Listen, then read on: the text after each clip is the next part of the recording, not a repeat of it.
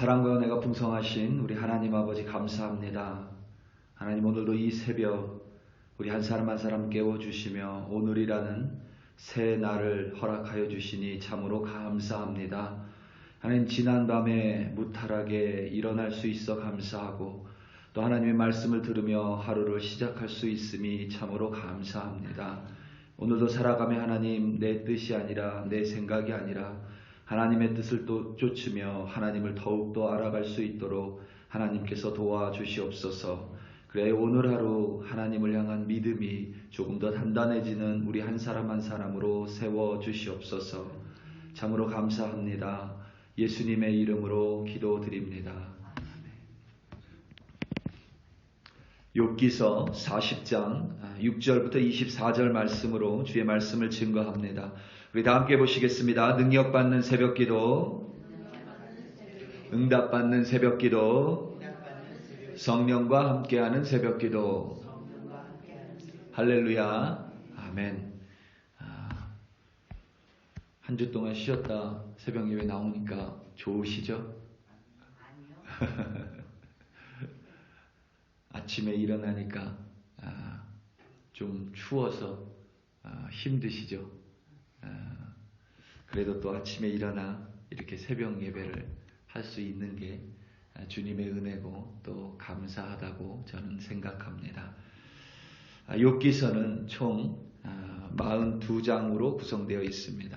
그 중에 첫 부분인 1장에서 3장까지 욥이 어떤 사람인지 또 욥에게 어떤 일이 벌어졌는지를 이렇게 서술하고 있고, 그리고 4장에서부터 37장까지, 그러니까 욥기서 전체의 약 80%를 욥과 친구들의 대화로 이렇게 기록하고 있습니다.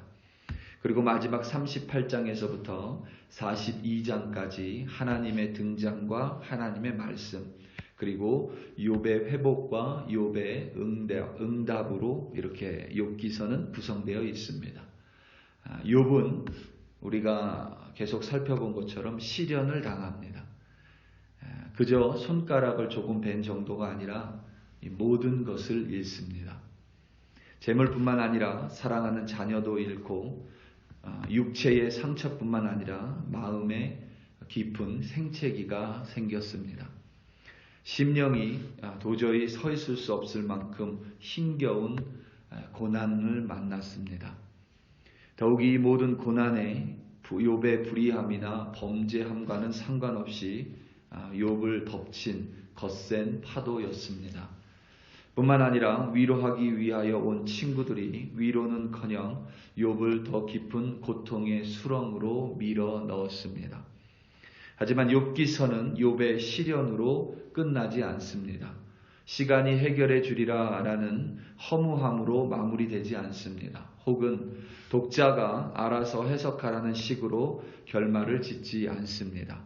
분명히 하나님의 나타나심, 그리고 명료한 하나님의 말씀하심, 그리고 욥의 온전한 회복으로 그 끝을 맺고 있습니다. 38장 1절에서 하나님께서 마침내 침묵을 깨시고 첫 번째로 욥에게 나타나시고 말씀하십니다. 그리고 오늘 본문의 시작이 하나님의 두 번째 말씀입니다. 욥기서의 저자는 하나님의 첫 번째 등장과 오늘 본문인 두 번째 등장을 똑같이 기록했습니다. 우리말 번역은 조금 차이가 있지만 원문은 동일합니다. 38장 1절 말씀입니다. 그때에 여호와께서 폭풍우 가운데에서 욥에게 말씀하여 이르시되. 오늘 본문 40장 6절 말씀입니다. 그때에 여호와께서 폭풍우 가운데에서 욥에게 일러 말씀하시되. 아멘. 그런데 하나님께서 분명히 나타나셔서 말씀하셨지만 그 즉시 욥의 문제를 해결해 주시고 욥을 회복시키신 것이 절대 아닙니다. 하나님께서는 욥에게 먼저 큰 깨달음을 주셨습니다. 그냥 하나님이 딱 나타나셔서 문제만 해결해 주시고 다시 사라지지 않으셨습니다. 욥은 여전히 시련과 문제의 한가운데 서 있습니다. 그러니까 하나님께서는 욥이 시련을 통과하면서 욥의 어떤 문제 해결에만 관심이 있었던 것이 아니라 욥에게 그보다 더 큰 깨달음을 주기 원하셨습니다. 그러니까 하나님의 섭리는 단지 욥의 문제를 해결하는 것에만 국한되어 있지 않습니다. 그리고 그러한 하나님의 모습은 우리에게도 동일합니다. 우리에게 거친 파도가 덮쳐올 때가 있습니다. 내 힘과 능력으로 어찌할 수 없는 고난이 찾아올 때가 있습니다. 주변의 그 어느 누구도 작은 도움조차 주지 못하는 상황을 마주할 때가 분명히 있습니다. 도움은커녕 오히려 내 속을 더 뒤집어 놓는 사람들도 있습니다. 그럴 때 우리는 욥처럼 당연히 기도합니다. 새벽 예배에서 욥기서를 나누면서 욥이 친구들을 향한 대답이나 혹은 욥이 혼자 하는 독백이 모두 기도의 형식이라고 말했습니다. 이처럼 우리도 시련을 만나면 욥처럼 기도합니다. 그것이 한탄 섞인 기도이건 때로는 조금 원망이 섞인 기도이건 때로는 기도조차 할 수 없는 신음소리의 기도이건 우리는 모두 하나님께 기도합니다. 문제가 찾아와도 기도합니다. 관계가 깨어지는 어려움이 있어도 기도합니다. 병에 걸려도 우리는 기도합니다. 갑작스런 사고를 당할 때에도 우리는 잊지 않고 기도합니다. 심지어 믿지 않는 사람들도 꼭 그와 같습니다. 하나님을 모르는 사람도 그와 같이 어려운 일을 당할 때면 절대자 옆을 기웃거리며 기도합니다. 하나님께서 그렇게 고난을 받고 있는 믿는 자들의 기도에 우리는 욥을 통하여 한 가지 확실한 것을 알 수 있습니다. 바로 하나님께서는 그 기도에 반드시 응답하신다는 사실입니다. 폭풍 가운데에서 욥에게 응답하십니다. 말씀하신 하나님께서 고난 가운데 있는 당신의 자녀들의 기도에 분명히 응답하십니다. 그런데 그 응답은 단지 우리의 고난의 끝, 문제의 해결이 아닙니다. 하나님께서는 그보다 더 큰 뜻을 분명히 가지고 계십니다. 욥에게 하나님께서는 욥이 결코 하나님과 같은 지혜와 능력을 가질 수 없음을 친히 알려주셨습니다. 다시 말하면 하나님께서는 욥의 시련을 해결해 주시기 전에 먼저 욥에게 하나님 당신이 어떤 분이신지 알려주셨습니다. 세상 만물을 창조하신 하나님이시며 그 세상을 여전히 하나님의 질서로 다스리고 계신 주권자 하나님임을 욥에게 직접 가르쳐 주셨습니다. 세상은 결코 불의하지 않으며 인간인 욥과 친구들은 절대 이해할 수 없음을 하나님께서 천명하셨습니다. 당연히 혼돈이나 불의의 세력조차 하나님의 절대적인 주권 아래 있음을 하나님이 보여주셨습니다. 욥은 결코 하나님처럼 스스로 위엄과 존귀와 영광과 영화로 단장할 수 없습니다. 욥은 하나님과 같은 능력을 결코 가질 수 없습니다. 욥은 교만한 사람을 찾을 수도 없고 그들을 어찌할 수도 없는 무능한 사람에 불과합니다. 베헤못 또한 하나님의 손 아래에 있습니다. 베헤못이 정확히 무엇인지 알 방법이 없습니다. 다만 가장 비슷한 동물로 나일강에 살았던 하마로 보고 있습니다. 문자적으로는 하마를 가리키고 신화적으로는 혼돈의 동물로 하나님의 질서에 대항하는 어떤 적대적인 존재입니다. 그런 베헤못조차 하나님께서 창조하셨고 심지어 하나님께서 만드신 것들 중에 으뜸이라고 하나님은 말씀하셨습니다. 19절에서 그것을 지으신 이가 자기의 칼을 가져오기를 바라노라 라는 구절은 하나님께서 베레못에게 칼을 주셨다라는 의미인데 베레못이 가진 날카로운 이빨을 가리킵니다. 흥미로운 사실은 베레못이 소같이 풀을 먹는 초식 동물이었습니다. 이처럼 아이러니한 존재인 사람이 이해할 수 없는 존재를 하나님께서는 산을 통해서 먹이시고 또 또 베레못을 하나님의 손 아래에 두고 계신 절대자 분이 바로 하나님이심을 하나님은 욥에게 가르쳐주고 있습니다. 누구도 제어하지 못하는 베레못이 바로 하나님의 손 아래에 있습니다. 중요한 점은 우리 유한한 인간이 하나님을 알면 알수록 그를 향한 믿음이 더욱더 단단해진다는 사실입니다.